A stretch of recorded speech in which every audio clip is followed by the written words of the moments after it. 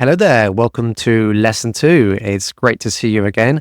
And in this lesson, we're going to be talking through 6 key preparation tips. Now, that old expression, fail to prepare, prepare to fail, definitely rings true when it comes to interviews. And as interviewers, we are very good at identifying those candidates that just haven't really put much effort or time into preparing beforehand. So it's definitely something you need to make sure you're covering. Now, I understand that you might be applying for many different companies in your job search and that you might find it very time consuming to research about that company before every interview. But I can assure you that each company wants to see that you've put some effort into researching them and understanding what they do, why they do it, their vision, their mission, that sort of thing. Now, you can cover some of those key bits really with just 10 minutes of research beforehand. You'll often find on the job description as well, there's usually some information on the company there, but it really is not asking much for you to simply have a look on their website, have a look through some of the articles they put out there. Have a look at their vision, their mission statement, their ethos, their values, that sort of thing. Those 10, 15 minutes that you put into that can make a difference. And I've interviewed fantastic candidates, but we get to that question, what do you know about company X? And they just draw a blank, or they only provide very basic info, and it could be, found in maybe a minute or two. Or sometimes, frankly, I've seen candidates just BS and waffle their way through that answer. And it's clear that they haven't done any research whatsoever and they're just thinking on the fly, and it doesn't rub well. So make sure that you put a little bit of effort into this research. And in terms of preparing, you can just write down perhaps 5 key facts that you've researched about the company, and then feel free to refer to those notes a little bit as well during the interview. We're not necessarily expecting you to know everything about the company off by heart. So having some flashcards there, some notes can help as well. Now, if you want to take it up a level and stand out from the crowd, which I hope you do, and that's what this course is designed to help you do, then a little hint here is for you to stalk their LinkedIn. Now, to give you an idea of why this can be helpful and just takes it up a level, I was recruiting for a large consultancy firm recently for their graduate intake, and they explicitly mentioned that if a candidate is able to mention some things in their interview about the company that can't be easily found, that can really increase their scoring. So it just gives you an idea of the importance certain companies place on this. And you'll often find that companies' LinkedIn pages, particularly with the larger companies as well, are jam-packed full of information, either on their company page that they're putting out about projects, or perhaps their views on a particular movement within the sector that they work in, or even, having a look at the employees to see what they're putting out there. Even more so if you're going for a particular team within a company, then having a look to see what employees within that particular team are putting out, the kind of content they're putting out on their LinkedIn profiles.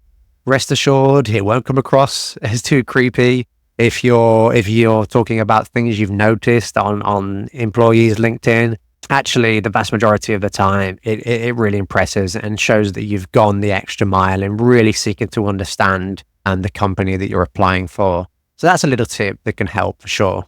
Also, researching the team that you're applying for. We mentioned it a little bit in the previous point. If you know about the company, great. If you know about the team you're going for in some more detail, fantastic. And again, you can bring in some of your own research on this. We've talked about some of the materials that you can delve into for this, LinkedIn, looking at the company page, articles, that sort of thing. So if you're going for a particular team and you know that they work with certain clients or certain areas within the industry, then again, you can just research into that a little bit. So let's say they're a law firm and they work with certain clients within certain sectors.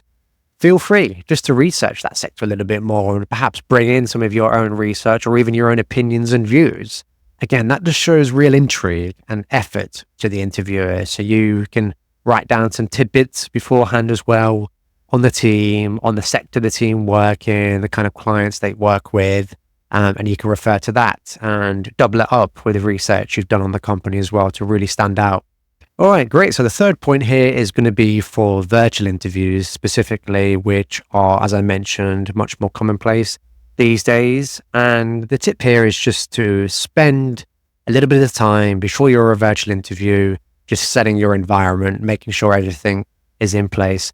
I've been in interviews before with candidates who have got messy backgrounds there, and that can sometimes be a little off-putting. Or perhaps if you're living with your family, or you're living with flatmates and you've got people walking by the open door behind you or coming into the room disturbing you halfway through, that can be obviously distracting for us, but even more so distracting for you. It can disrupt your rhythm there. So I would just recommend spending a little bit of time just to make sure things are tidy enough. Obviously, it doesn't have to be absolutely spotless. I've seen people do these interviews in their room or in the kitchen downstairs or in the living room. Okay. But just making sure that it's free from any general clutter, or you've not got an unmade bed or just things lying about all over the place in the background behind you. And if you don't really have too much time to do that, little tip is just to put the blur on in the background, and it just saves any distractions doing it that way as well.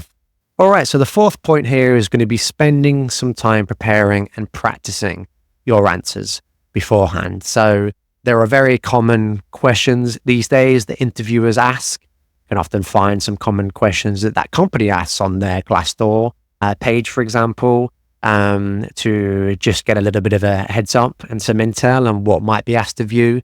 Sometimes as well, before the interview, the interviewer might just give you some information on general structure and the kind of things they're going to be asking you. But usually there are, common questions such as why you applied for this position, and what do you feel you can bring to this role, strengths and weaknesses, that sort of thing. So it could be well worth just prepping your answers a little bit and then just running through them. Just have a little bit of a practice. I appreciate it could be a little bit awkward, talking to yourself or maybe talking to the mirror as you talk through your answers there. But it can help for sure when you're in the interview itself, just to get into the rhythm, and make sure you allow some room for adapting your answers as well. You don't want to come across too scripted. So if you have prepared some answers beforehand, and I have noticed a lot of candidates have, make sure that you are still coming across natural, that you're allowing some flexibility to think on your feet if need be. Because I have interviewed those candidates before who have clearly just got essentially a script for loads and loads of different questions, and they've got a pre-prepared answer, but then when we veer off script a little bit and when I ask them something that they're not expecting, they're caught way off guard, and they just don't know the answer at all. So just allow a little bit of room as well for adapting if need be. Also prepping some intriguing questions. We mentioned in the previous lesson about how important questions can be to showcasing your curiosity and interest in the position. So just prepping some outside of the box, original questions can really help for sure. Now, a couple of example questions that I've been asked before that have really made me think would be, what would you say are some of the biggest challenges facing your industry today? That's always an excellent one. Also, what kinds of traits and skills do the most successful graduates have in your company? That can be a really good question to ask as well. And also, what does a typical project look like within your team, or what kinds of challenges do your team face day to day? That can be a great one as well, because it's showing that you're thinking about what the day to day might look like in a position as well. So prepping some intriguing, some non-Googleable questions, as I say, beforehand can definitely help you make a good impression as well. And again, being clear on your motivations. We mentioned it in the first lesson, but I'm going to mention it again because it really is crucial. Writing down what your X factor is for this role and this company beforehand. You do not want to be that candidate that's caught off guard when asked, what does this position mean to you, and why you want to work for this company longer term as well. So be clear on your motivations, and also write down what the medium to longer term would look like if you secured a graduate role with this position, where would you see yourself? What kind of learning and development do you want to focus on?